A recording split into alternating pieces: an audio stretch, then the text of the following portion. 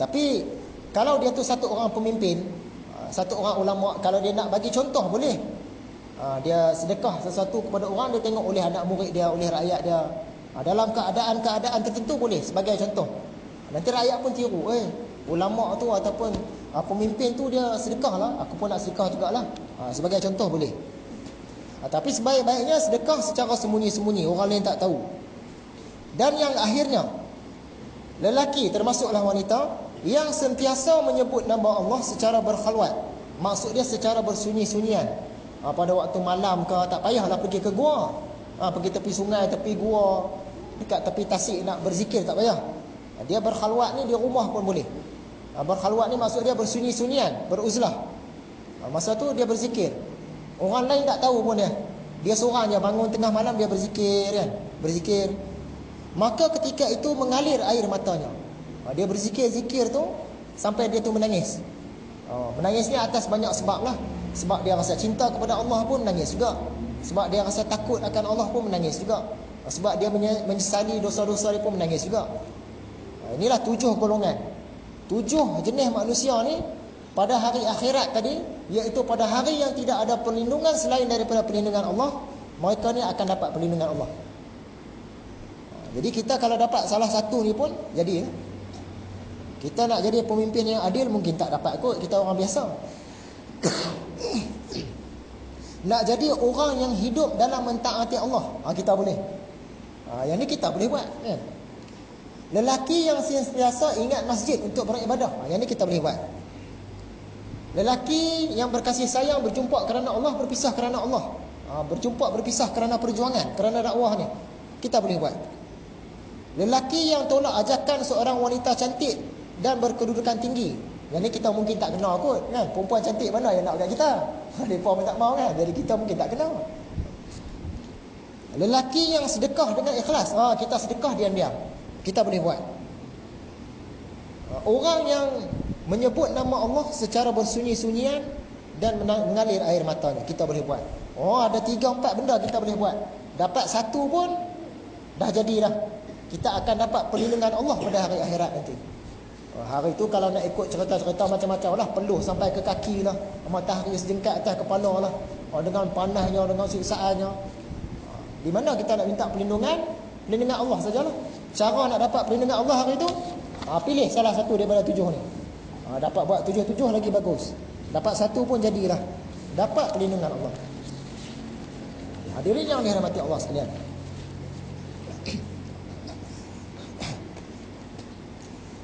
ini cerita perlindungan, minta perlindungan daripada Allah. Sama sekali.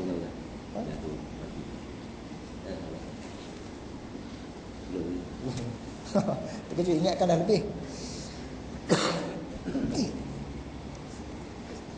Seterusnya, berkata Al-Hasan, ditimbang tinta para ulama, dakwat tulisan para ulama ni dengan darah para syuhada, maka beratlah timbangan tinta para ulama. Ulama-ulama duk rajin tulis kitab. Dakwat-dakwat mereka ni dikumpulkan satu tempat. Kemudian orang-orang yang berperang mati syahid, darah mereka ni kumpul setempat. Kata Al-Hasan ni cucu Nabi Muhammad. Kalau timbang dua-dua ni berat lagi dakwat para ulama. Nak cerita pasal kelebihan ilmu.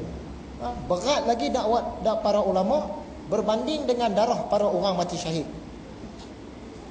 Berkata Abdullah bin Mas'ud, mestilah engkau berilmu sebelum ilmu itu diangkat. Diangkat ilmu adalah dengan kematian para perawinya.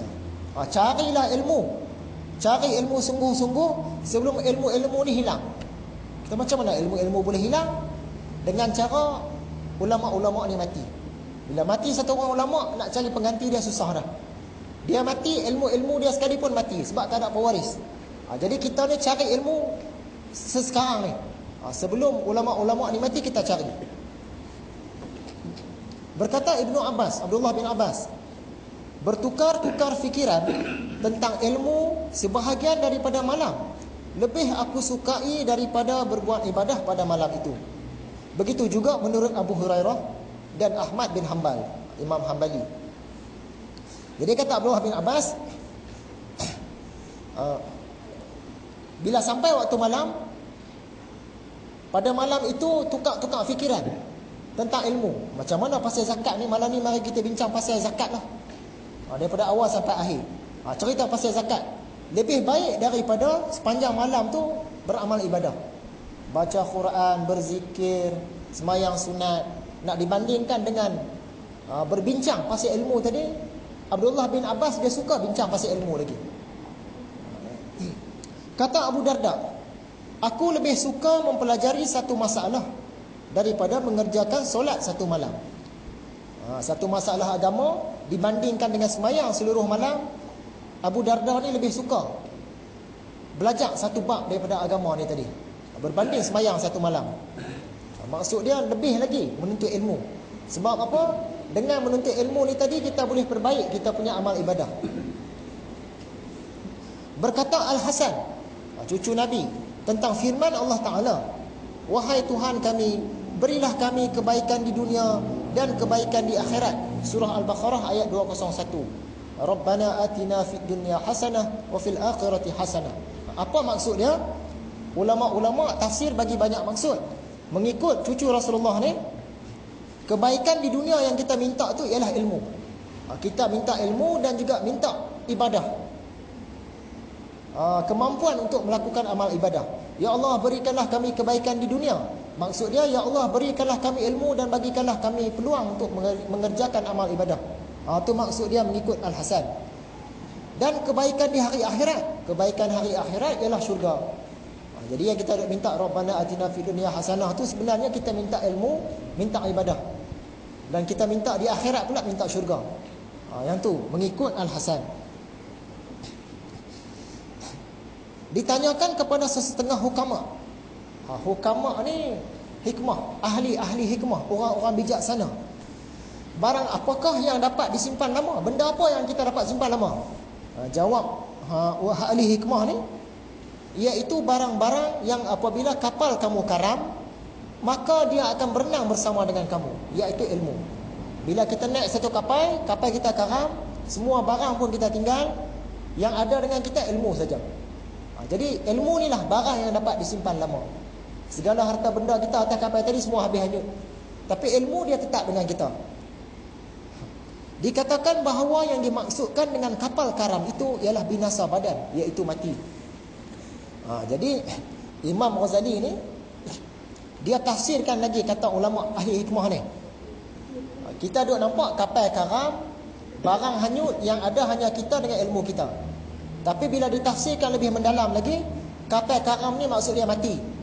Bila kita mati, harta benda semua tinggal, yang kita bawa apa dia? Ilmu kita. Ilmu kita lah yang kita bawa masuk dalam kubur, sebagai bekalan kita di hari akhirat. Itu maksud kapal karam, iaitu mati.